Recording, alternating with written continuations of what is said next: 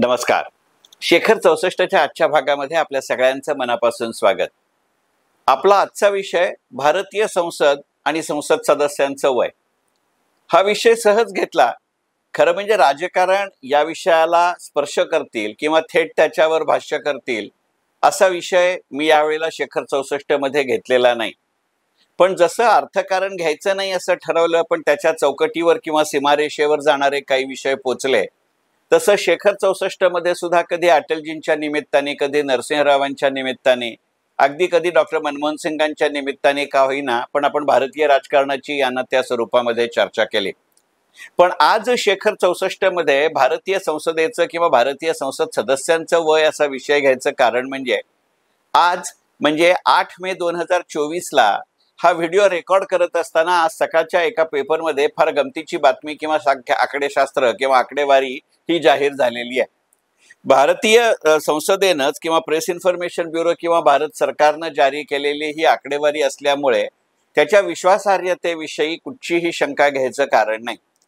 आणि त्या आकडेवारीनुसार 1947 साली आपला देश स्वतंत्र झाल्यापासून 2024 पर्यंत म्हणजे गेल्या 77 वर्षामध्ये जी 17 संसद सभागृह किंवा लोकसभेची सभागृह आपल्या देशामध्ये अस्तित्वात आली, त्या प्रत्येक सभागृहाचं सरासरी वय काय असेल किंवा त्या सभागृहातल्या सभासदांचं सरासरी वय काय असेल याच्याबद्दलची ती आकडेवारी आहे. आणि या आकडेवारीनुसार दिवसेंदिवस आपली संसद किंवा आपले संसद सदस्य यांचं सरासरी वय कमी होत जाण्याऐवजी जर आपण 47 आणि 2024 अशा ह्या दोन टोकांच्या वर्षाची तुलना केली तर आपल्या संसदेच्या पहिल्या संसदेच्या सभासदांचं किंवा खासदारांचं सरासरी वय हे 46 वर्ष 5 महिने होतं.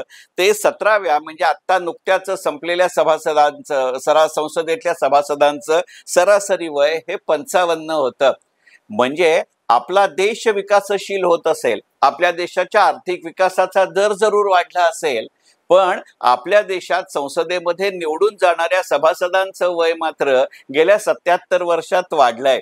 अर्थात जगातल्या इतर अनेक देशांमध्ये असं होतंय ही गोष्ट खरी, परंतु एकीकडे आपल्या देशाला डेमोग्राफिक डिव्हिडंड आहे, तरुणाईचं वाढतं प्रमाण आहे, लोकसंख्येमधल्या वर्किंग पॉप्युलेशनचं प्रमाण खूप मोठं आहे आणि ही आपल्या देशाचं सगळ्यात महत्वाचं शक्तिस्थान आहे. अशी चर्चा होत असताना आपल्या देशाचं भवितव्य घडवणारे कायदे, आपल्या देशाचं भवितव्य घडवणारं धोरण ज्या लोकसभेमध्ये ठरलं जातं तिथे मात्र सदस्यांचं सरासरी वय वाढतंय. हा एक गमतीचा भाग वाटला आणि म्हणून आजच्या शेखर 64चा विषय भारतीय खासदारांचं सरासरी वय. आजपर्यंत आपल्या देशामध्ये 17 वेळेला लोकसभेचं सभागृह गठीत झालं आणि या आकडेवारीनुसार पहिल्या संसदेचं सरासरी वय 46 वर्ष 5 महिने होतं. दुसऱ्या संसदेमध्ये हे वय थोडं वाढलं आणि 46 वर्ष 7 महिने झालं. तिसऱ्यामध्ये 49 वर्ष 4 महिने झालं. चौथ्यामध्ये 48 वर्ष 7 महिने झालं. 5व्या संसदेमध्ये 49 वर्ष 2 महिने झालं. 6व्या संसदेमध्ये 52 वर्ष 1 महिना झालं. 7व्या संसदेमध्ये थोडं कमी झालं आणि 49 वर्ष 9 महिने झालं. 8व्या संसदेमध्ये 51 वर्ष 4 महिने झालं. 9व्यामध्ये जवळजवळ तेवढंच राहत 51 वर्ष 3 महिने झालं. 10व्यामध्ये पुन्हा 51 वर्ष 4 महिने झालं. 11व्यामध्ये 52 वर्ष 8 महिने झालं. 12व्यामध्ये आपली संसद सगळ्यात तरुण झाली गेल्या 77 वर्षात, म्हणजे 12वी संसद जी किंवा लोकसभा जी आपली गठीत झाली ते वय 46 वर्ष 4 महिने आहे. 13व्यामध्ये मात्र त्याची कसर भरल्यासारखं 55 वर्ष 5 महिने झालं. 14व्यामध्ये 52 वर्ष 6 महिने असं संसदेच्या सभासदांचं सरासरी वय होतं. 15व्यामध्ये फारशी वाढ न होता ते 53 वर्ष झालं. 16व्यामध्ये आपल्या देशातल्या संसदेचं सरासरी वय अद्यापच्या इतिहासामध्ये सगळ्यात जास्त आहे आणि ते 55 वर्ष 6 महिने असं आहे. आणि आत्ता जी संसद बरखास्त झाली आणि आपण लोकसभेच्या निवडणुकांचं मतदान करतोय त्या आपल्या संसदेत त्या लोकसभेच्या खासदारांचं सरासरी वय 55 आहे. म्हणजे गेल्या 77 वर्षांचा जर विचार करायचा झाला तर सगळ्यात तरुण संसद जी होती ती 12वी होती लोकसभा, आणि त्याच्या संसदेतल्या सदस्यांचं सरासरी वय हे 46 वर्ष 4 महिने होतं, आणि सगळ्यात जास्त वय असलेली संसद ही 16वी होती, म्हणजे मोदी सरकारचा पहिला कालखंड, आणि त्याच्यामध्ये 55 वर्ष 6 महिने असं सरासरी वय होतं. आता संसदेच्या सदस्यांचं वय आणि देशाचं अर्थकारण, किंवा संसदेच्या सदस्यांचं सरासरी वय आणि आपल्या देशाची नीती याचा काही फार मोठा थेट संबंध आहे अशातला भाग नाही. परंतु बदलत्या अर्थकारणामध्ये याचा काही विचार करता येईल का? बदलत्या समाजकारणामध्ये याचा काही विचार करता येईल का? कारण शेवटी अर्थकारण, राजकारण आणि समाजकारण हे जर एकमेकांचे कारण आणि एकमेकांचे परिणाम आहेत असं म्हणायचं झालं तर हाही एक निकष लक्षात घ्यावा का, असा एक गमतीचा विचार मनामध्ये आला.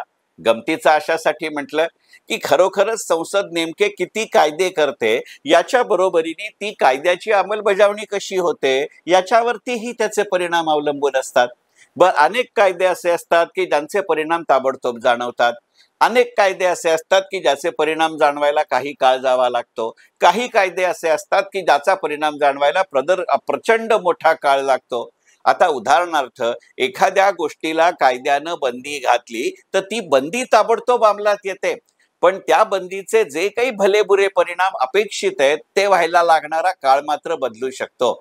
आता उदाहरणच द्यायचं झालं तर आपल्या संसदेच्या इतिहासामध्ये काही कायदे असे आहेत की आपल्या देशाच्या सर्वोच्च न्यायालयाने किंवा इतर कोणत्याही न्यायालयानं एखाद्या प्रकरणामध्ये, एखाद्या खटल्यामध्ये त्याच्या संबंधातला निर्णय दिला, त्याची राजकीय किंमत लक्षात घेऊन किंवा ती टाळण्यासाठी किंवा इतर कोणत्याही कारणासाठी त्या संसदेच्या सर्वोच्च न्यायालयाच्या निर्णयाला पूर्णपणाने नेस्तनाबूत करण्यासाठी संसदेनं आपले कायदे बदलले. याची नावनिशीवार उल्लेख करण्याची आवश्यकता आहे अशातला भाग नाही. परंतु इतका बदल त्याच्या त्यावेळेला ताबडतोब होऊ शकतो. परंतु त्याच्याच बरोबरीनं एखादी आर्थिक घटना, एखादं अर्थकारण असं असू शकतं की आर्थिक निर्णयांमध्ये कधीही पी हळद हो गोरी असं असू शकत नाही, आणि त्यामुळे मग एखाद्या आरक्षणापासून एखाद्या आरक्षण काढण्यापर्यंतचा जसा कालावधी कमी जास्त असतो तसा त्याच्या परिणामांचाही कालावधी जास्त असतो. मग या पार्श्वभूमीवरती जेव्हा 1947 ते 2024 अशा कालखंडामध्ये संसद सदस्यांच्या सरासरी वयाचा आपण विचार करतो त्यावेळेला काही गोष्टी गमतीच्या लक्षात येतात. त्यातली सगळ्यात महत्वाची गोष्ट अशी आहे की तुलनेनं जर विचार करायचा झाला तर ज्या 2 संसदांचं सरासरी वय 47 पेक्षा कमी आहे ती एक तर पहिली संसद आहे, म्हणजे 1900 स्वातंत्र्य मिळाल्या लगेचची, आणि त्याच्यानंतरची थेट 12वी संसद आहे. आणि पहिल्या संसदेचं सरासरी वय 46 वर्ष 5 महिने होतं आणि 12व्या संसदेचं वय 46 वर्ष 4 महिने होतं. या दोन्ही घटना आवर्जून लक्षात घेण्याजोग्या आहेत. साहजिकच स्वातंत्र्य मिळाल्या ज्या निवडणुका झाल्या त्याच्यामध्ये तरुणाईचं प्रमाण जास्त असणं हे अत्यंत स्वाभाविक होतं. कारण मुळातच त्या संसदेला कितीही नाही म्हटलं तरी जशी स्वातंत्र्याची पार्श्वभूमी होती तशी स्वातंत्र्यपूर्व काळातल्या स्वातंत्र्य मिळवण्यासाठी केलेल्या अनेक चळवळींची, अनेक लढायांची आणि अनेक वैचारिक आंदोलनांची अशी पार्श्वभूमी होती. आणि त्यामुळे त्याच्यामध्ये असलेला तरुणाईचा सहभाग हा सगळ्यात जास्त आहे हे गणित लक्षात घेतलं पाहिजे. काळाच्या ओघामध्ये या तरुणाईला स्वतंत्र भारताच्या आर्थिक इतिहासामध्ये, स्वतंत्र भारताच्या राजकीय इतिहासामध्ये, स्वतंत्र भारताच्या सामाजिक इतिहासामध्ये इतर अनेक वेगवेगळी व्यवधानं मिळाली. आणि त्याच्या टप्प्यावरती अनेकदा राजकारण हा आपला प्रांत नाही असं जरी त्या पिढीनं त्या काळात म्हटलं नसलं तरी सुद्धा स्वातंत्र्यापेक्षाही आपल्या चरितार्थाकडे लक्ष देण्याची गरज त्यांना भासू लागली. कारण ब्रिटिश राजवटीपासून स्वातंत्र्य मिळवणं हे सर्वोच्च उद्दिष्ट असू शकतं. लोकमान्य टिळकांच्या, महात्मा गांधींच्या सातत्यपूर्ण प्रयत्नानं ती चळवळ काळानुरूप, वयानुरूप, स्थितीनुरूप, भूगोलानुरूप, इतिहासानुरूप आपलं रूप बदलत गेली तरी ती बहुतांश जणांच्या घराच्या दारापर्यंत पोचलेली होती ही वस्तुस्थिती आहे. आणि त्यामुळे त्या काळातल्या त्या सक्रियतेमध्ये तरुणाईचं प्रमाण जास्त होतं आणि त्यामुळे पहिल्या संसदेचं सरासरी वय 46 वर्ष 5 महिने, दुसऱ्या संसदेचं सरासरी वय 46 वर्ष 7 महिने असं असणं हे लक्षात येतं. तिसऱ्या संसदेचं वय हे 49 वर्ष 4 महिने झालं. एकंदरीतच या पहिल्या 2 संसदेच्या काळामध्ये ज्या पद्धतीनं आपल्या देशात कृषीविषयक सुधारणा झाल्या, ज्या पद्धतीनं आपल्याकडची औद्योगिक धोरणं जाहीर झाली, त्यामुळे चरितार्थाच्या साधनांची गरज आणि चरितार्थाच्या साधनांची उपलब्धता ही वाढत गेली आणि स्वातंत्र्यासारखं स्वातंत्र्य प्राप्तीसारखं सर्वोच्च स्थान किंवा सर्वोच्च उद्दिष्टाची तीव्रता जसजशी कमी होत गेली तसतसं लोकांचं चरितार्थाकडचं साधन वेळ वाढत गेला आणि त्याची साधनही वाढत गेल्यामुळे दैनंदिन राजकारणाशी संबंध सुटला आणि त्यावेळच्या राजकारणाची आपल्या स्थिती पोत कल नूर हे पाहू जाता एकंदरीतच निवडणूक लढवणं हे वेळखाऊ काम नक्की होतं. खार्चिक होतं की नव्हतं हा वेगळा मुद्दा आहे.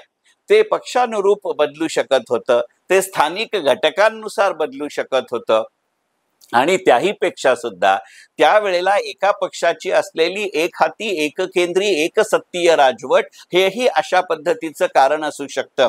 केंद्रामध्ये आणि आपल्या देशातल्या बहुतांश राज्यांमध्ये स्वातंत्र्यानंतरची कित्येक वर्ष किमान 2 ते 2.5 दशक ही काँग्रेसची एकहाती सत्ता होती.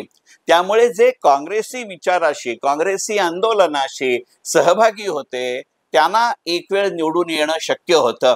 परंतु इतर पक्षातल्या मंडळींना त्या पद्धतीनं गणित जमणारं नव्हतं आणि मुख्य म्हणजे त्यावेळेला राजकारण हा पूर्ण वेळचा व्यवसाय नव्हता. 90च्या दशकामध्ये प्रमोद महाजनांसारखे नेते मोकळेपणाने मांडायला लागले की पॉलिटिक्स इज अ प्रोफेशन. 1947 ते 1990 निदान इतक्या उघडपणाने राजकारण हा व्यवसाय आहे किंवा राजकारण हा प्रोफेशन आहे असं मान्य केलं गेलं नव्हतं आणि राजकारण हे अनेकांच्या चरितार्थाचं साधन असलं तरी ते मोकळेपणाने आजमितीलाही मान्य केलं जात नाही ही वस्तुस्थिती आहे. साधं उदाहरण घ्या ना की कोणता आणि या चित्रामध्ये गेल्या 77 वर्षात कधीही बदल पडलेला नाही ही गणितं आपण जरूर लक्षात घेऊ. कोण कोणत्या पक्षातर्फे उभा आहे याची आपल्या देशात जरूर चर्चा होते. विशेषतः तो पक्ष बदलून आल्या जेव्हा त्याला खासदारकी मिळते तेव्हा जरूर असतं. काही अशोक चव्हाण आज भाजपमध्ये आले आणि दुसऱ्या दिवशी सकाळी राज्यसभेचे खासदार झाले हे काही 77 वर्षातलं पहिलं उदाहरण नाही. पण अशा पक्षांतराची जितकी चर्चा होते तितकं लोकसभेच्या किंवा कुठच्याही निवडणुकीचे उमेदवारी अर्ज भरताना त्या उमेदवाराला जे आपल्या संपत्तीची आकडेवारी जाहीर करावी लागते त्या संपत्तीची आकडेवारीची चर्चा त्या प्रमाणामध्ये होत नसते. याचा अर्थच असा आहे की काही मोजक्या घरांमध्ये काही मोजक्या पक्षांमध्ये काही मोजक्या हातांमध्ये खासदारकी राहणं हे आपण त्याही वेळेला गृहीत धरलं होतं आणि आज या ना त्या स्वरूपामध्ये गृहीत धरलं जातं. त्यामुळे निवडणुकीमध्ये जे चर्चांचे बातम्यांचे आरोपांचे प्रत्यारोपांचे अनेक पतंग उडत असतात त्यात कधी कधी घराणेशाहीचा जरूर आरोप होतो परंतु तो ना ते आरोप करणारे गांभीर्यानं करतात ना ज्यांच्यावर आरोप केला जातो ते आरोप तो गांभीर्यानं घेतात. कारण कोणी तळ्यात कोणी मळ्यात कोणी जात्यात कोणी सुपात अशीच सगळ्यांची स्थिती आहे. मग या मर्यादित वर्तुळाच्या जे बाहेर जातात ते सदैव गमतीची गोष्ट करतात. यातनं संसदेचं सरासरी वय वाढतं राहिलं का याचा विचार करू. विशेषतः आयाराम गयाराम संस्कृती जसजशी आपल्या देशामध्ये वाढती झाली की खरोखरच आत्ताच्या निवडणुकांमध्ये जी चर्चा केली जाते की अरे बाबा तू कारण ते एक रील फार मोठ्या प्रमाणावरती गाजतंय आणि ते खरं म्हणजे अत्यंत चपखल आणि समर्पक असं आहे की एक त्यातला त्याच्या कार्यकर्त्यांना उद्देशून असं म्हणतो की तू तुझ्या नेत्याचा प्रसार करतोयस प्रचार करतोयस याबद्दल आमचं काहीच म्हणणं नाही परंतु सकाळी बाहेर पडताना आणि दुपारीही बाहेर पडताना जरा चेक करत जा की तुझा नेता आहे त्याच पक्षात शिल्लक राहिलाय का दुसरीकडे गेलाय. मग अशा वेळेला त्या पक्षाचा प्रामाणिकपणानं काम करणाऱ्या माणसाला स्थानिक पातळीपासून राष्ट्रीय पातळीपर्यंतची उमेदवारी मिळेल याची खातरजमा राहिलेली नाही. त्यामुळे मग नव्यानं तरुणाई या राजकीय क्षेत्राकडे आकृष्ट होत नाही का याचाही विचार या वाढत्या सरासरी वयाच्या निमित्तानं गेला पाहिजे. मग ज्या वेळेला आपण आपल्या चर्चेमध्ये एक सर्वमान्य निकष म्हणून मान्य करतो निवडून येण्याचा निकष याच्यामध्ये संपत्ती याच्याबरोबर परंपरा आणि त्याच्याही पेक्षा महत्वाचं म्हणजे काही प्रमाणामध्ये मसल पॉवर आणि मनी पॉवर आहे का? मग इथं सर्वसामान्य मनुष्य टिकत नाही. एकाच पक्षाचा निष्ठावान काम करणारा मनुष्य फक्त सतरंजा उचलत राहतो आणि इकडचा तिकडे गेलेला मात्र खासदार होऊन जातो. यातून सरकारी पक्षाबरोबरच विरोधी पक्षातनंही सरासरी वय वाढत जातं का, याचा विचार केला पाहिजे. याचं असलेलं एक वेगळं रूप हेही या निमित्तानं चर्चेत घेतलं पाहिजे. आपण गेल्या 30-31 वर्षांचा जर विचार केला तर आपल्या देशामध्ये आर्थिक सुधारणांनी फार मोठ्या प्रमाणावरती पाळंमुळं रोवलेली आहेत. त्याचे जे अपेक्षित आणि अनपेक्षित परिणाम असतील, काही इंटेंडेड इफेक्ट असतील, काही साईड इफेक्ट असतील, पण ते आहेत हे नक्की आहे. त्यामुळे ज्याच्याकडे स्किलसेट आहे, ज्याच्याकडे काम करण्याची जिद्द आहे, त्याला त्या मानानं आधीच्या 60 वर्षांच्या किंवा आधीच्या 40 वर्षांच्या इतिहासापेक्षा सुद्धा गेल्या 33-34 वर्षामध्ये आपल्या चरितार्थाची साधनं आपल्या वकुबानुसार डेव्हलप करण्याची, विकसित करण्याची संधी ही मोठ्या प्रमाणावरती मिळते. आणि त्यामुळे सर्वस्वी सरकारी धोरणांवरती अवलंबून राहण्याची वेळ वाढती राहते, कमी होत जाते, ती वाढती राहत नाही. आणि त्यामुळे सरकारी सदस्यांचं किंवा संसद सदस्यांचं सरासरी वय वाढतं असं म्हणताना त्याच्या संरचनेमध्ये, कंपोजिशनमध्ये झालेला बदलही आपण लक्षात घेतला पाहिजे. संसदेच्या सुरवातीच्या सभागृहांमध्ये या ना त्या स्वरूपामध्ये नामांकित उद्योजक निवडणुका लढवत असत. गेल्या 33 वर्षात हे प्रमाण खूप कमी झालंय.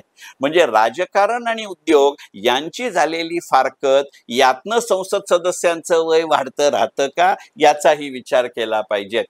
याच्याच बरोबरीने जो तिसरा घटक आहे म्हणजे उत्पन्नांची आणि उद्योगाची वाढती संधी, उद्योजकांची सरकारी पातळीतनं किंवा निवडणुकातनं घेतलेली माघार, याच्या बरोबरीने एक तिसरं गणित लक्षात घेतलं पाहिजे की गेल्या 33-34 वर्षांमध्ये जर आपण विचार केला तर नव्यानं राजकारणात आलेली माणसं मंत्री झाली नाही तशातला भाग नाही. परंतु आपल्या असं लक्षात येईल की स्वतःच्या क्षेत्रामध्ये एस्टॅब्लिश झाली, प्रस्थापित झाली अशी माणसं जेव्हा कोलॅटरली राजकारणामध्ये आली, त्यातनं त्यांचे खासदार होण्याचे, त्यांचे मंत्री होण्याचे प्रकार आणि प्रमाण हे मोठ्या प्रमाणावरती वाढलं. मग ह्याची अत्यंत चांगली उदाहरणं आपल्याला लक्षात येतील की ज्या वेळेला राजीव गांधी आपल्या देशाचे पंतप्रधान झाले, त्या काळामध्ये पी चिदंबरम सारखी अनेक माणसं, अरुण गांधींसारखी अनेक माणसं, माधवराव सिंधियांसारखी अनेक माणसं नव्यानं राजकारणात किंवा केंद्रीय मंत्रिमंडळात आलीत. आणि त्यामुळे त्या काळामध्ये आपल्या देशातल्या संसदेच्या सदस्यांचं सरासरी वय कमी होत गेल्याचं लक्षात येईल. पण त्याच्याच बरोबरीनं नंतरच्या काळामध्ये विशेषतः चंद्रशेखर यांच्या राजवटीपासून आजपर्यंत आपल्या असं लक्षात येईल की अत्यंत महत्वाची केंद्रीय मंत्रिमंडळातली स्थानं ही बहुतेक वेळेला सेवानिवृत्त अशा सरकारी अधिकाऱ्यांकडे गेली. मग कधी त्याचं उदाहरण एस जयशंकर असतं, कधी त्याचं उदाहरण हरदीप पुरी असतं, कधी त्याचं उदाहरण जगमोहन असतं, कधी त्याचं उदाहरण यशवंत सिन्हा असतं. यातनं पक्षाचं काम करत राहण्यापेक्षा सुद्धा सरकारी नोकरीतनं किंवा खाजगी क्षेत्रातनं कोलॅटरली आहेत राजीव चंद्रशेखर सारखं मंत्रीपद मिळवणं हे सोपं जातं. असा जो निकष जातो, यातनं संसदेच्या सदस्यांचं सरासरी वय वाढतं राहतं का, हा विचार करू. आणि याला असलेली एक चौथी सामाजिक बाजू अशी आहे की होता होईतो पूर्वीच्या मराठीमध्ये असं म्हटलं जायचं की कोर्टाची आणि पोलीस स्टेशनची पायरी चढू नये. आज सर्वसामान्य मध्यमवर्गीय मनुष्य होता होईतो राजकारणाची पायरी चढू नये असं म्हणतो का? आणि यातून मग तेच चेहरे मी घिसेपिटे असं म्हणत नाही, हे गणित करावं लागतं का? आणि मग अशा पार्श्वभूमीवरती पैसा मिळेस तोवर वय जातं आणि वय असतं तेव्हा पैसा नसतो, याही निकषाचा त्याच्यामध्ये घटक असतो का, हा विचार करू. आणि म्हणून आजचा शेखर 64चा विषय संसद सदस्यांचं सरासरी वय. मनपूर्वक धन्यवाद. शेखर 64.